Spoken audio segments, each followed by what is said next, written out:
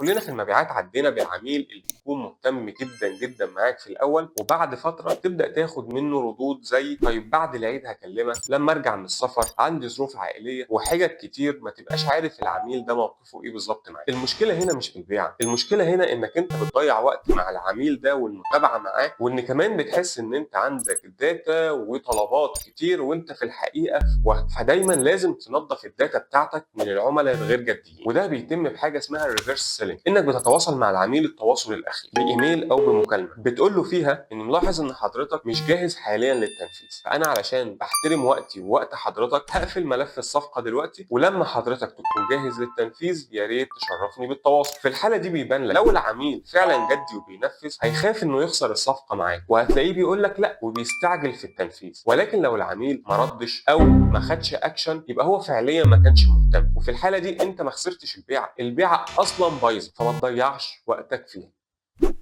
سلام.